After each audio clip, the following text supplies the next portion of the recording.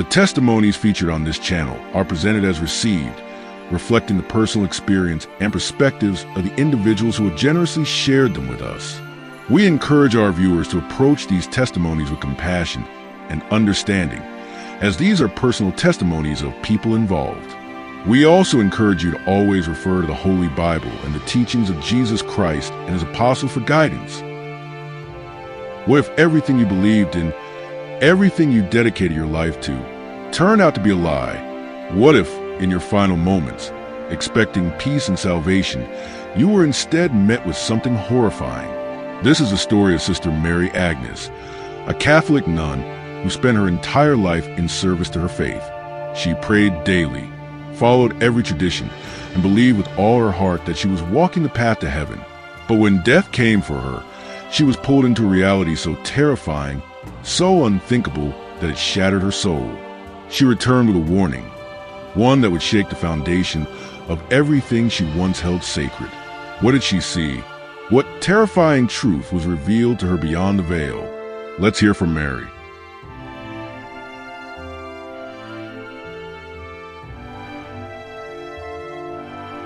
I never imagined death would come so suddenly. One moment, I was kneeling in prayer, my rosary slipping through my fingers, my lips whispering the familiar words.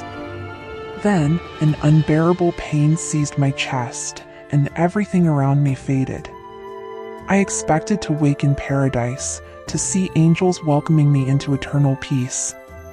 But the moment my spirit left my body, I knew something was terribly wrong.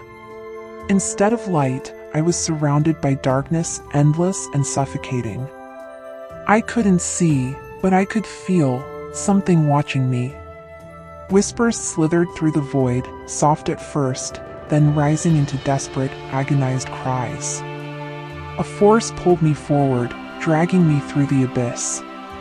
The deeper I went, the colder I became, not the kind of cold that chills the body, but a freezing terror that gripped my very soul. Then I saw it. A vast, desolate place, stretching far beyond anything I could comprehend. Flames flickered in the distance, casting eerie shadows. Shapes moved in the darkness, figures twisted in torment. The air was thick with sorrow, with hopelessness so overwhelming that I wanted to scream. I wasn't in heaven. I wasn't even near it. I was somewhere else. Somewhere terrible. I tried to pray, to call out to God, but my words meant nothing here. Then, through the suffocating gloom, I saw them, people I once knew. Nuns, priests, bishops, even men who had led the church, all trapped in this forsaken place.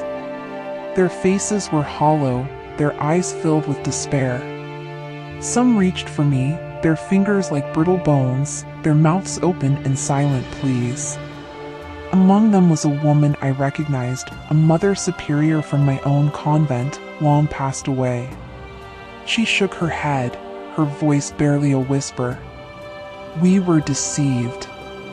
My heart pounded. No, this couldn't be true. I had given my life to God. How could we all be here? Then, a voice, deep, thunderous, unlike anything I had ever heard, spoke from the darkness. You put your faith in men, not in me. A wave of realization crashed over me, more painful than fire. I saw visions, idols, statues, rituals I had performed in blind obedience. Traditions passed down for centuries, never questioned, never doubted. I thought I had been serving God. But had I? The cries around me grew louder, unbearable. I felt myself sinking, the weight of truth crushing me. I screamed, begging for mercy, for another chance. Then, light. A blinding flash tore through the darkness, and suddenly, I was gasping for air, back in my body, my heart pounding in my chest. I had returned, but I would never be the same.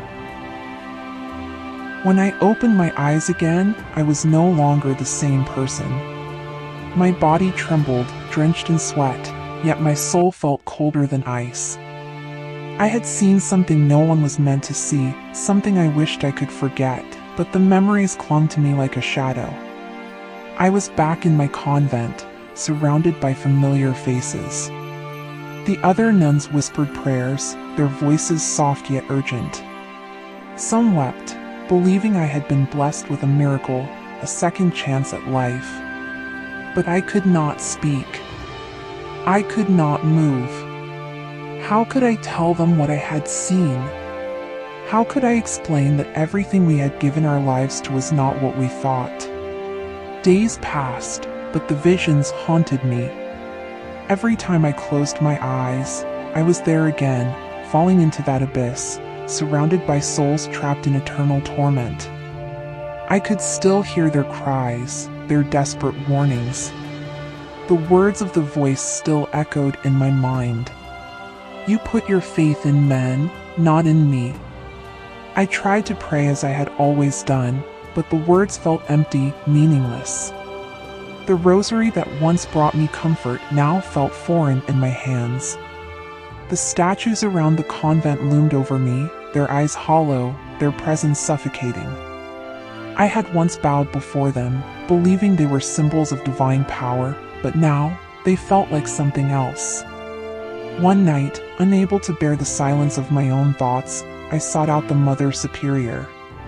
If anyone could help me understand, it was her.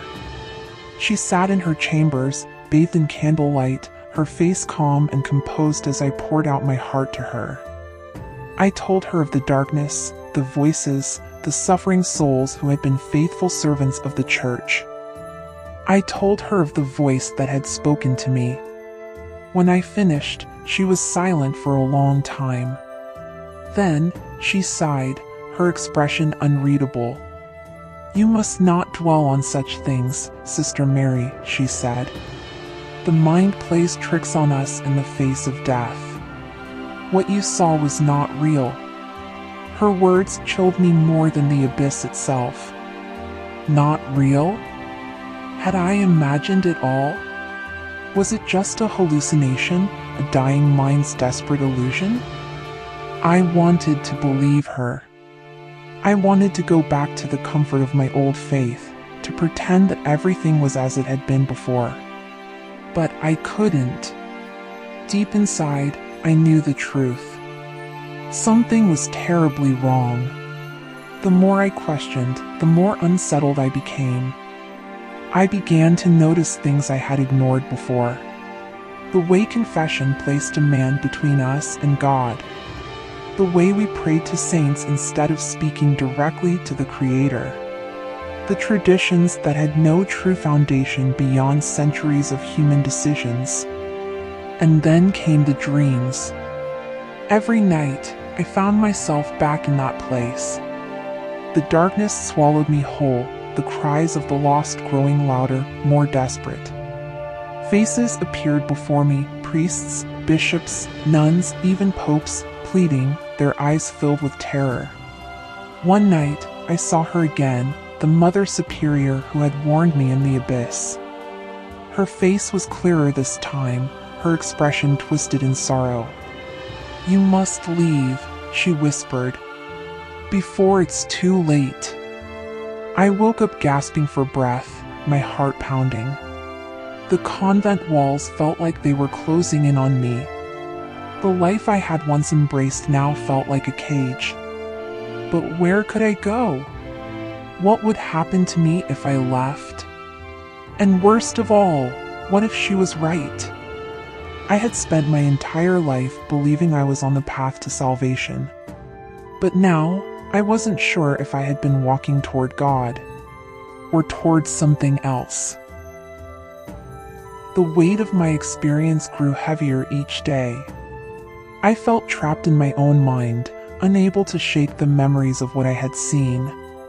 The walls of the convent that once felt sacred now felt suffocating, as if they were holding me prisoner.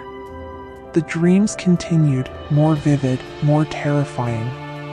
Every night, I was pulled back into that place, forced to witness the torment of those who had lived and died believing they were serving God.